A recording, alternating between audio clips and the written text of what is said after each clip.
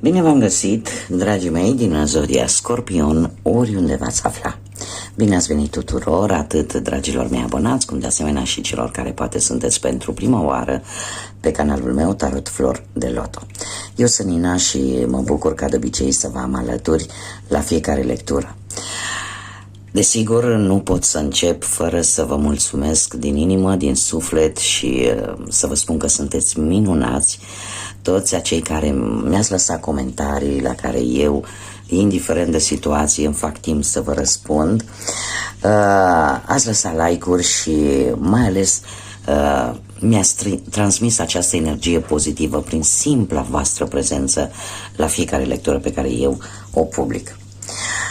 Azi voi face o lectură generală, atemporală. Ce înseamnă asta? Va fi fără limită de timp. O lectură pe care voi o puteți viziona oricând doriți sau poate atunci când apare în viața voastră. Dacă a apărut în viața voastră, înseamnă că o informație importantă, un mesaj important trebuie să ajungă la voi. De asemenea, dragii mei, trebuie să vă spun că sunteți stăpânii propriei voastre vieți. Aveți puterea să vă construiți propriul vostru viitor. Așa că luați decât acele informații care rezonează cu voi, iar restul lăsați-le să zboare în univers, pentru că e posibil să fie pentru alte persoane din Scorpion. Desigur, puteți completa această lectură cu celelalte zodii, dar care pot reprezenta pentru voi ascendentul, luna, Venus sau oricare planetă importantă din cartea voastră natală. Așa că, dragilor, haideți să începem cu acest pachet minunat de cărți astrologice și să vedem cu ce energii vin astrele. Și avem energia lui Pluto. Mergem mai departe. Și n-aveam cum să nu fie cu Pluto, nu?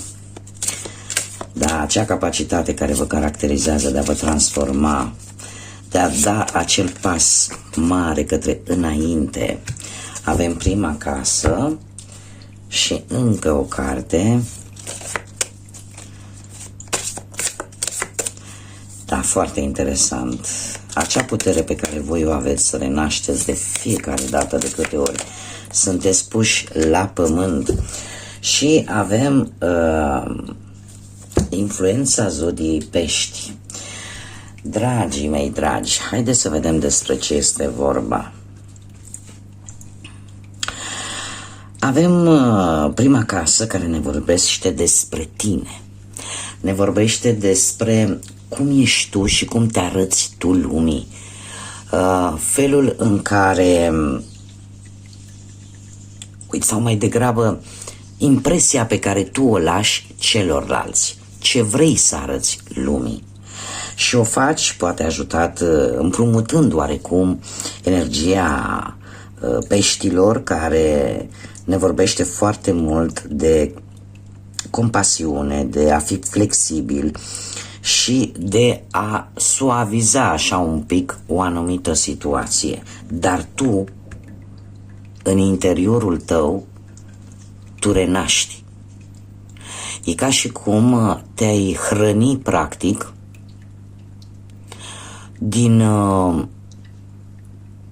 din propria ta energie. Poate aparent în fața lumii te arăți că nu se întâmplă nimic. Imaginați-vă că sunteți precum un munte liniștit, împădurit, dar care în interiorul lui are un vulcan. Un vulcan care în permanență trebuie să, se alimentează pentru a putea poate erupe câteodată. Dar știm foarte bine că și atunci când pământul este secerat de foc, paradoxal, renaște. Chiar dacă mai greu, dar renaște acolo unde a fost un foc, acolo vor crește alte semințe. Cu această energie care vă caracterizează, aveți acea capacitate de a merge înainte, aveți un nivel de înțelegere mult mai mare. Sunteți pregătiți pentru noi începuturi. Ceva sunteți conștienți că trebuie să lăsați în urmă. Schimbări majore care vin în viața voastră și unde voi veți adopta un pic din, cum am mai spus, din energia peștilor. Energia peștilor care ne vorbește foarte mult de răbdare, de empatie, de a vindeca cu dragoste. A încerca poate de multe ori să faceți pe plac altora, în detrimentul poate al vostru, dar suportați toate aceste lucruri pentru că trăiți cu speranța că lucrurile se vor schimba, iar asta pe voi vă va face mai puternici. Aveți acea înțelepciune că nimic nu este etern și indiferent câte probleme ar veni în viața voastră, ele se vor termina la un moment dat. Depinde de fiecare dintre noi cum ne va prinde atunci când ele se vor termina sau ce atitudine luăm noi pentru a le termina într-o manieră în care acea respectivă experiență să ne învețe ceva benefic. Haideți să vedem ce ne spune și acest oracol al zânelor. Ce mesaj are pentru voi?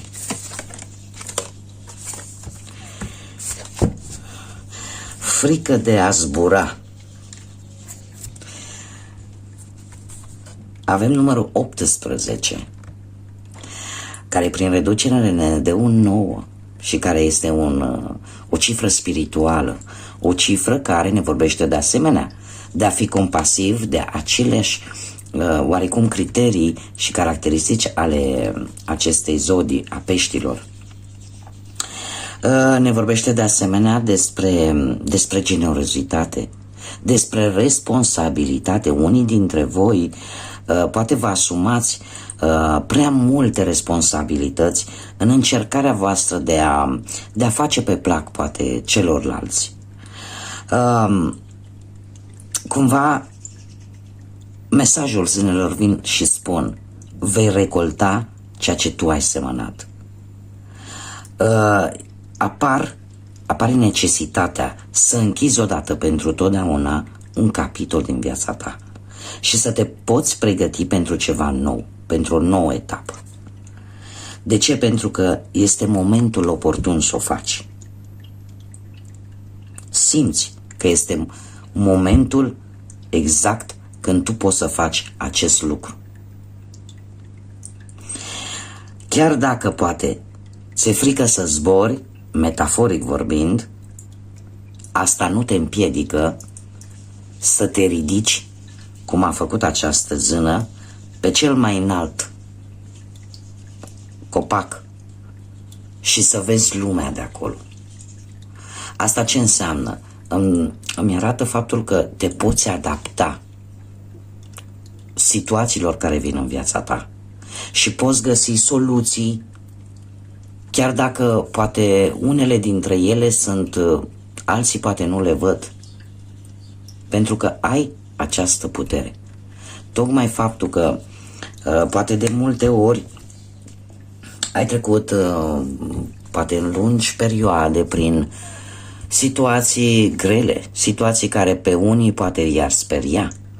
Tu ai găsit, te-ai adaptat, ai găsit soluția care să te facă să mergi înainte și tu de la tine ți-ai luat energie prin acest Pluton. Vreau să vă spun un lucru. Până acum ceva ani, zodia Scorpion avea două planete. Îl avea pe Pluto și pe Marte. Doar că, cu toate actualizările care s-au făcut, cel puțin la nivel astrologic, au renunțat la Pluton și l-au lăsat decât pe Marte. Dar, în principiu, erau amândouă planetele. Bun, haideți să mergem mai departe și să vedem ce ne spune și tarotul și să vedem cu ce energii, cu ce mesaje vine pentru voi, dragilor, din Scorpion, pentru perioada următoare, începând de când vizionați această lectură.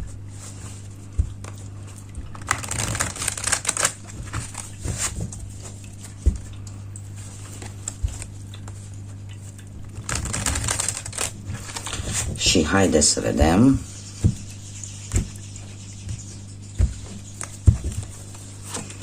Și avem un cavaler de bâte, avem un 5 de cupe, avem un 5 de monede, avem un 7 de bâte, un rege de cupe, magicianul, un 6 de cupe, soarele, 10 de cupe și asul de spade. Exact ce v-am spus, dragilor. Dar haideți să o luăm cu începutul, în afară de faptul că se repetă cifra 5, care îmi vorbește posibil de anumite conflicte, dar în același timp ne vorbește de curiozitate, ne vorbește de libertate, ne vorbește de schimbare. E adevărat că vine și cu un pic de instabilitate, dar ne vorbește despre curaj, despre noi experiențe și despre mari schimbări. Despre faptul că poate ar trebui să fii un pic mai flexibil și să te adaptezi, lucru pe care se pare că pentru unii dintre voi cel puțin nu este atât de greu. Pentru că sunteți deschiși către nou, sunteți atât de încercați de-a lungul vieții încât pentru voi a începe ceva nou e ca și cum e ceva oarecum intră cumva în obișnuință. Știu că e un pic dur ce spun acum, dar cred că am mai spus-o și în alte lecturi și nu pentru că fiecare zodie are o caracteristică a ei specială.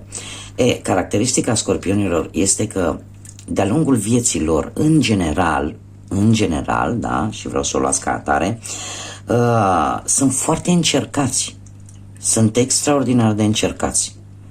Și toate aceste încercări, toate aceste experiențe îi fac de fapt mai puternici. Îi fac de fapt să fie, cum să spun eu, sunt considerați cea mai puternică zodie din punctul ăsta de vedere, pentru că ei se pot transforma. Voi vă puteți transforma. Voi vă puteți regenera de fiecare dată, cu fiecare experiență care vine. Haideți să vedem. Situația actuală, avem un cavaler de bâte. Un cavaler de bâte care e posibil să vorbească de semne zodiacale de foc, berbec, leu sau săgetător, și care ne vorbește de cineva din viața ta posibil, de care posibil să te fi îndrăgostit sau cineva s-a îndrăgostit de tine, sau pur și simplu primești mesaje poate de dragoste, sau poate că trebuie să, de obicei, în ceea ce privește dragostea, iei decizii mai ales folosindu-te de intuiție, da? Fără să folosești prea mult logica, dar de regulă cam alegerile pe care le faci sunt unele reușite. Ne poate vorbi de o persoană specială care poate a ajuns în viața ta sau care o ai deja în viața ta, o persoană benefică pentru tine și pentru alții poate reprezenta poate începutul unei relații foarte profunde. Da? Dacă nu vorbim nici de una, nici de alta, pur și simplu ai găsit soluția unei probleme. Și paradoxal, pentru că sunteți o zodie foarte mistică și foarte curioși din fire să aflați așa artele astea onirice și tot ce ține de vise și uite de tarot și de chestii care în general poate alte zodii nu le dau așa multă importanță, dar sunteți foarte atrași de arta asta ocultă. E posibil ca această soluție să fi venit în urma unui vis. Un vis să te fi stimulat, să-ți fi dat oarecum într-un fel sau altul soluția rezolvării unei probleme. Ce te poate împiedica? Un 5 de cupe. Un 5 de cupe care îmi vorbește de o decepție, ceva ce nu a ieșit așa cum tu ți-ai fi dorit. Și asta te-a făcut un pic mai pesimist, asta te poate bloca. E ca și cum te gândești că ceva se repetă, cumva ceva din trecutul tău se repetă și, nu știu, poate ai un sentiment de vinovăție sau poate pur și simplu nu poți vedea, ai momente în care nu poți vedea lucrurile într-o manieră pozitivă. Nu știu, poate pentru unii ar putea simboliza o relație terminată sau un proces de ruptură.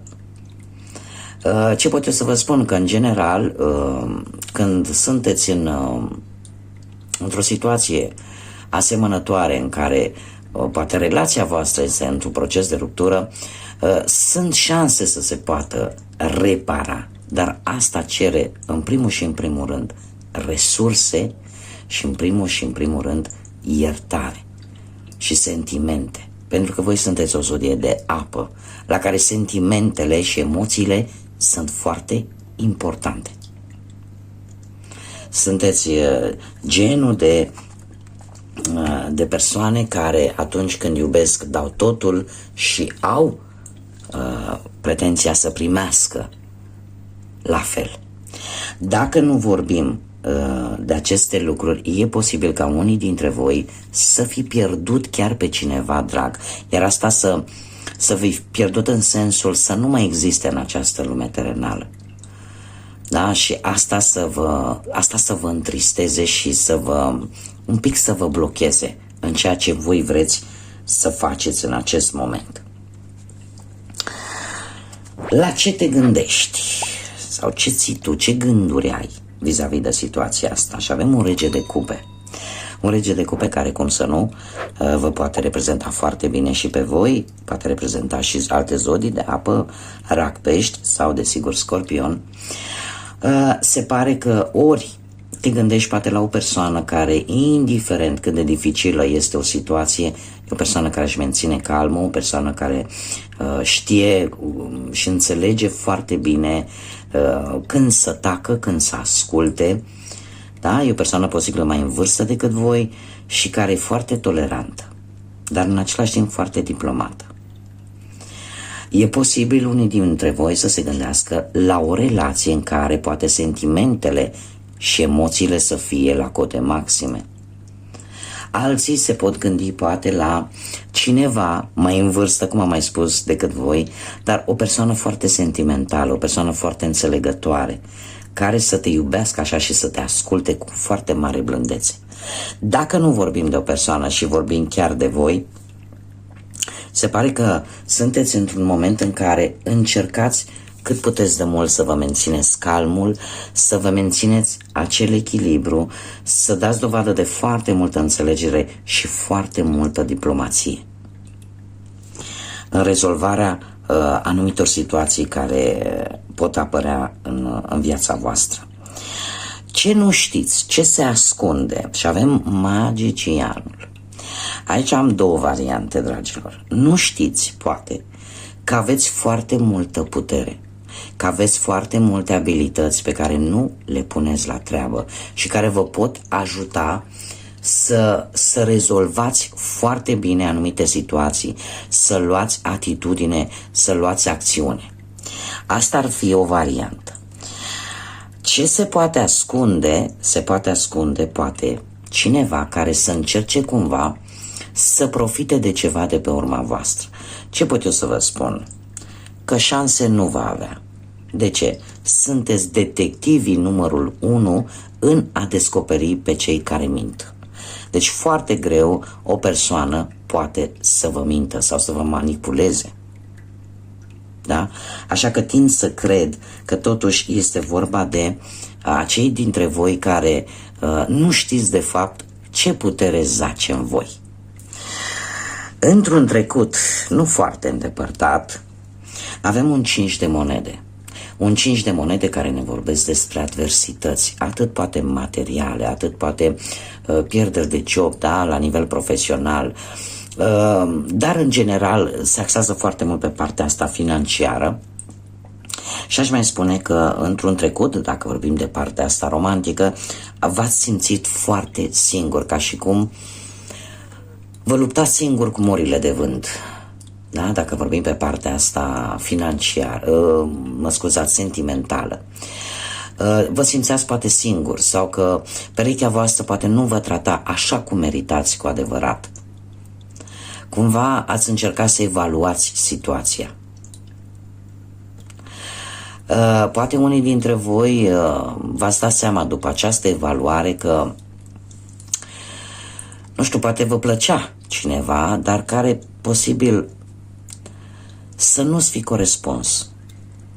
Să nu-ți fi răspuns cu aceleași sentimente pe care le aveai tu pentru persoana respectivă. Și în felul ăsta ți-ai dat seama că pierzi timpul cu cineva care, din păcate, poate nu avea niciun interes vis-a-vis de tine. În schimb, ce-ți rezervă viitorul apropiat? Un 7 de bâte. Asta te-a făcut să fii mai puternic. Să simți că indiferent cât de rănită ai fi, ai puterea să te ridici și să mergi înainte. Ți-ai câștigat, cum să spun eu, te-ai ridicat deasupra tuturor și te vei ridica deasupra tuturor și îți vei apăra ceea ce este al tău, îți vei apăra sentimentele, vei ști cum să acționezi în așa fel încât să ai o victorie.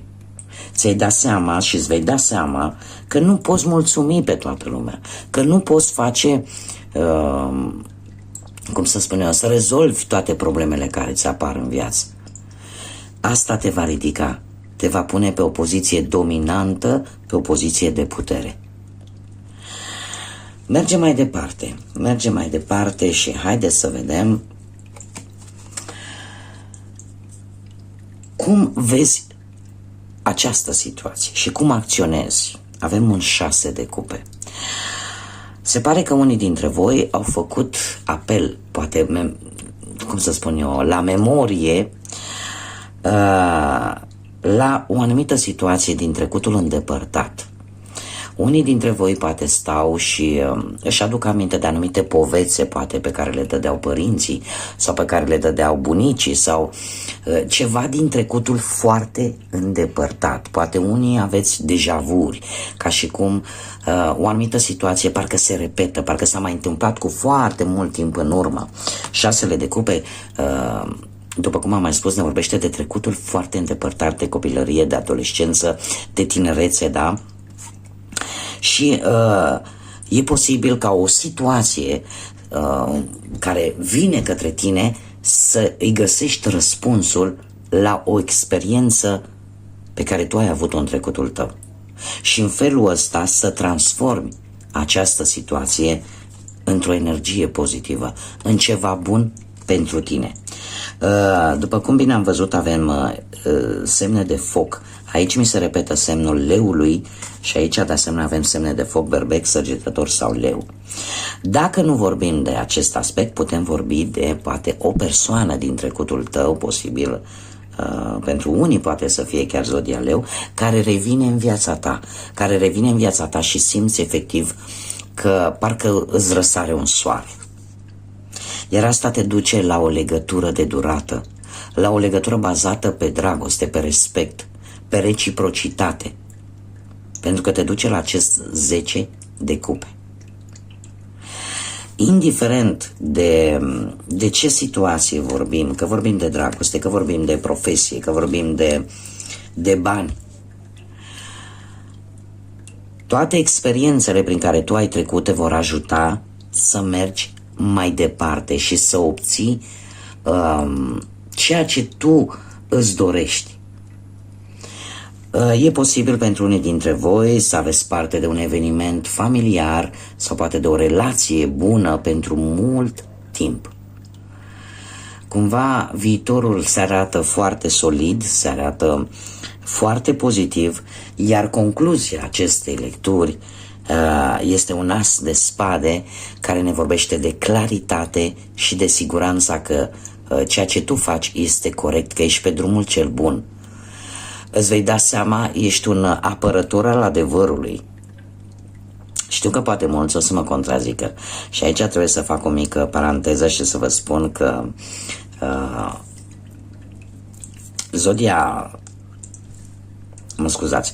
că zodia Scorpion are și ea, nu, ca fiecare zodie, oile ei negre, dar, în general, Scorpionul nu suportă minciuna și miroase extraordinar de bine pe mincinoși.